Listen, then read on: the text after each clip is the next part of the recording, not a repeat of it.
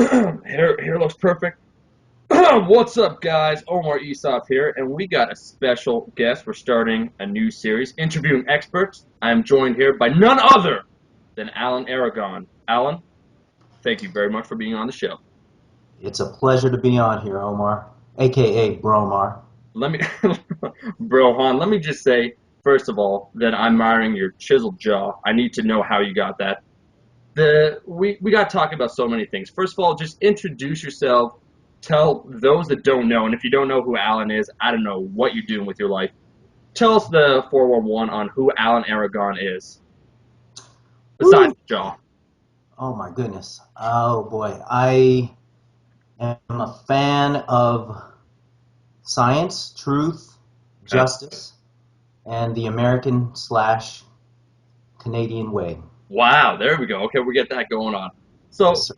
you do nutrition. You have a book that is pending that is coming out. He is the expert slayer. I've seen him effectively kill online and rap battles, just debating with other experts time and time again. Some of the most proven methods. Just a guy that is real down to earth, explains things exceptionally well. Let's face it, he's probably the most talked about nutrition guy online in the fitness community on the YouTubes. If you quote a study on YouTube, if you see a fitness YouTuber saying, this study shows about peri-workout, it probably had something to do with Allan. Allan is the man. He's being exceptionally modest, so I have to say it for him.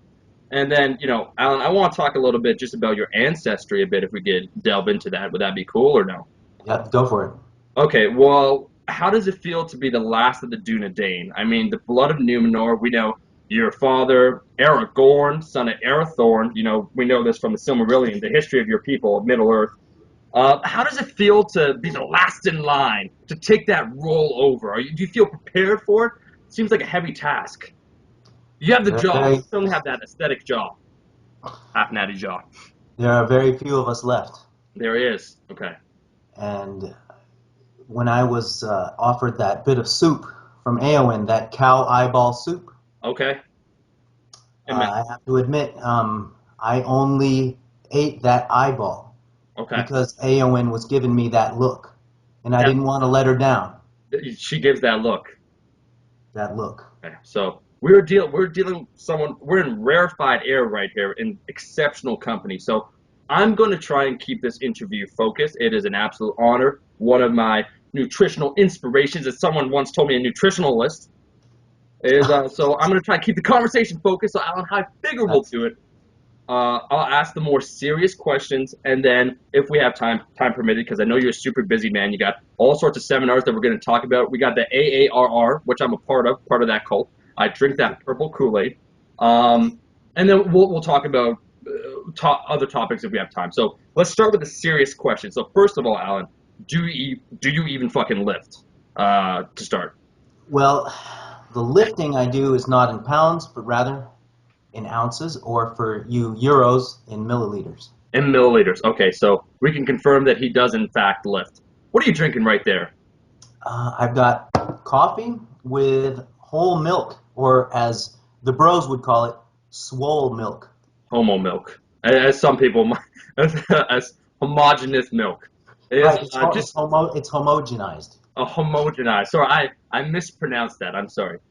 So first, also I just gotta say you have exceptional webcam quality. I understand you also do flex shows that are out of the price range of most people that are watching this interview, but it is something just to consider. I'm not. $5 a minute, and you know what, buddy? I flex for all. Oh, you flex for all. Can we just get a quick little bicep shot then? Shout out to Little there bit, you go. little bit. It's in the frame. Allan did it. Title of the video is now going to be G for P with Allan Aragon. Oh shit, there it goes. Gift We're just time. I'm just letting you know. So, my man, now to cover the bullshit because some people are like, yeah, dude, you guys have been talking for 4 minutes. I've learned nothing, Omar. Thanks. You didn't Let's get a flex show. You got like a 1 second flex show. and you didn't have to pay anything. It was flex for all, flex for free. Oh hell yeah, I love Matt.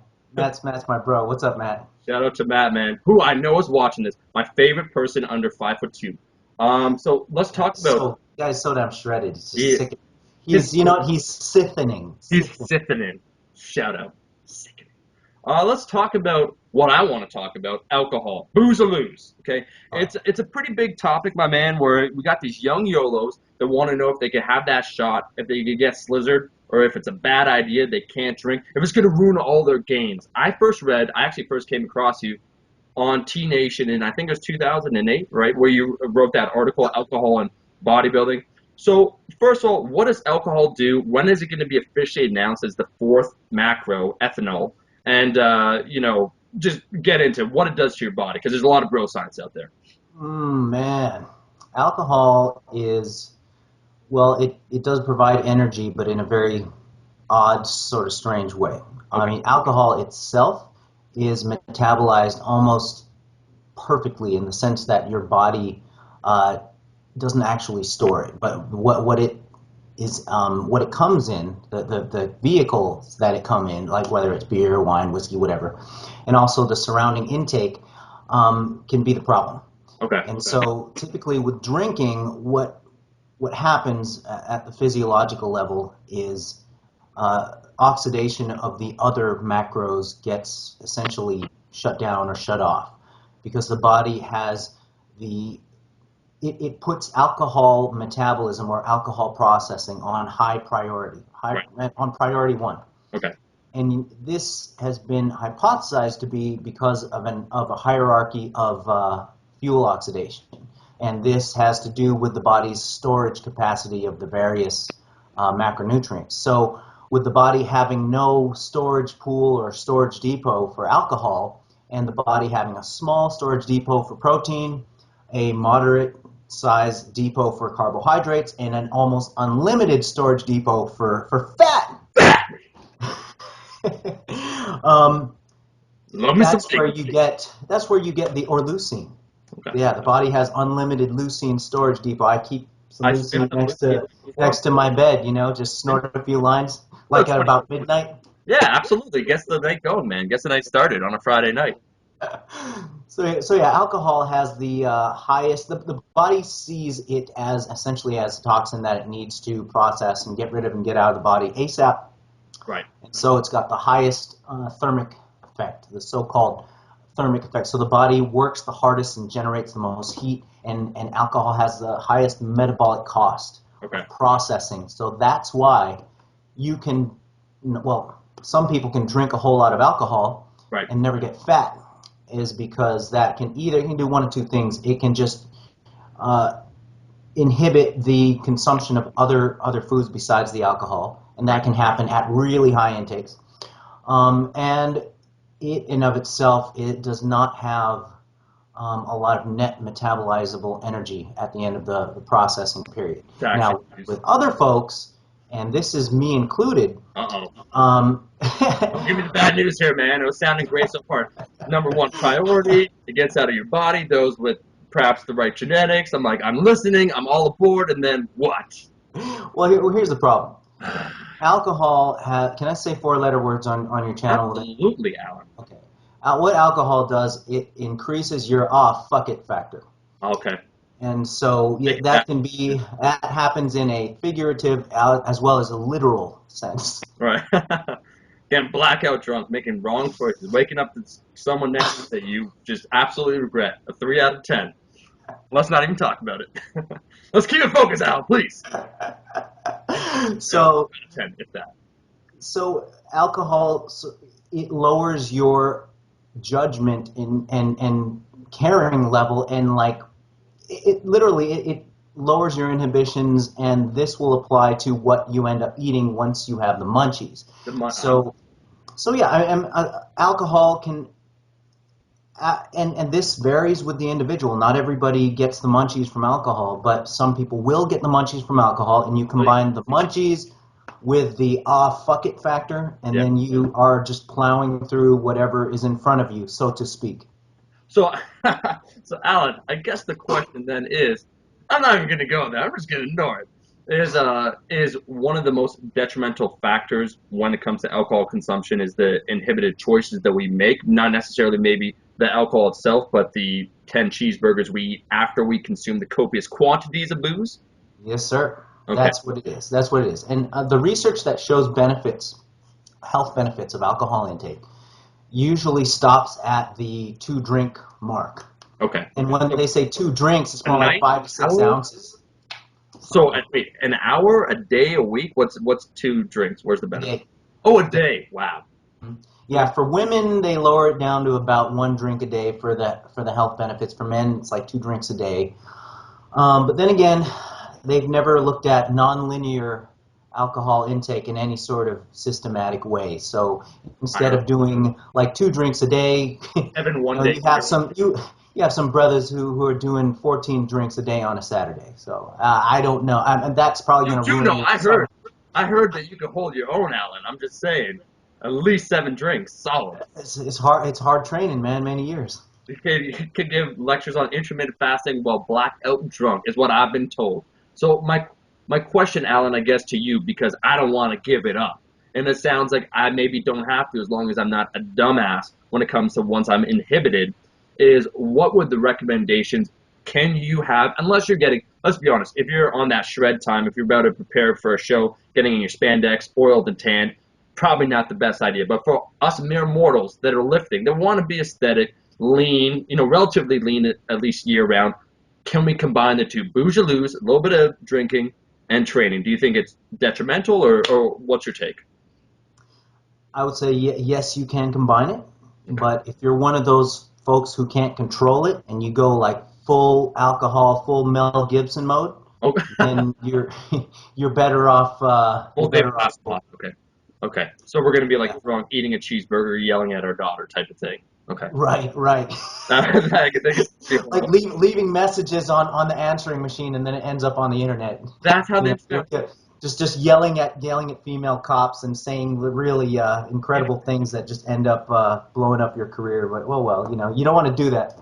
Luckily, he is rich enough that he's currently still making his own film. So, what I heard from you, as long as you drink responsibly, a recommendation you would say is, I would, I mean, per the research, yeah, you would not want to average much more than 2 drinks a day if you want to kind of ride in that health area.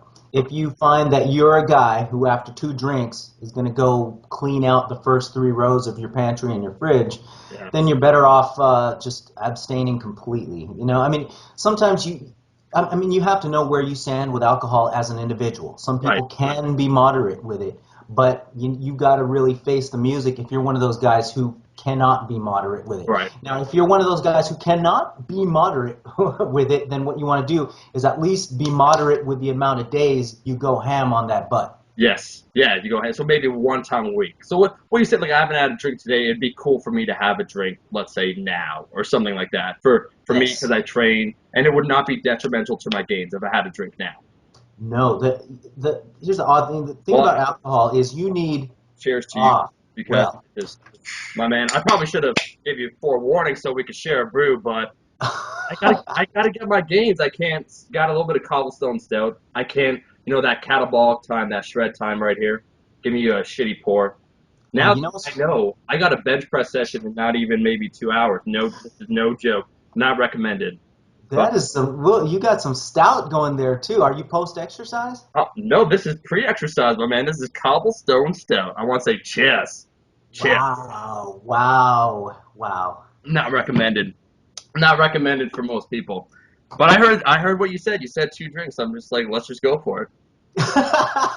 This is Yeah, perfect. limit your. I mean, if you are better at, well, let's just say binge drinking rather than like the 2 drink a day, 1 to 2 drink a day moderation thing, then limit your binge drinking to 1 to 2 days a week at most, Okay. and don't time your binge drinking so that you have a heavy duty squat and deadlift and Right.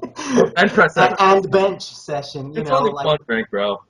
the morning after. You don't want to time it for that. You want to make sure that your heavy drinking does not interfere with your heavy training. 100. That's probably the best way to summarize it. So I'll say this: if something should happen, go horribly wrong due to this, I want you to remember me. I'm gonna send you my locks. Maybe you could just post it on your wall there next to your enormous box of Kleenex, if that is Kleenex back there, or just is What that? is that? I don't know. I like the amount of books you have, by the way. That is inspirational right there. I want to own a collection of books that big one day. Not read it, but just have Let me this. grab one of them, my man, and let Okay.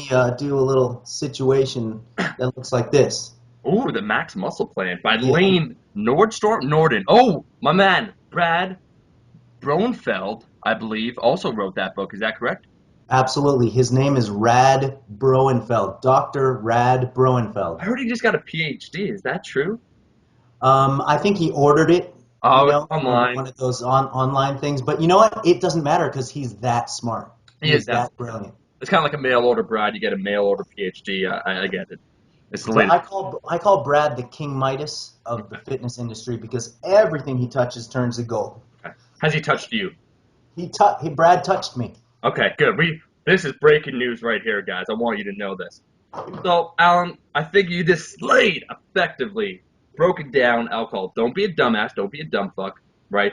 Manager, if you're inhibited, know what the hell you're doing. 2 drinks is the upper limit on per day on average, right? Sure. And you will not get fat. Two drinks per day. 14 freaking drinks per week if you Yeah. want to mac. One But I down, mean, two to go. you have to take into consideration your body mass and your tolerance as well. I mean, you can't take a dude who weighs a buck 25 and say, "Sure, bro, go ahead and drink 14 freaking drinks on a Saturday night." The guy's going to end up on a bathroom floor with needing a tampon or two afterwards. It's going to be bad.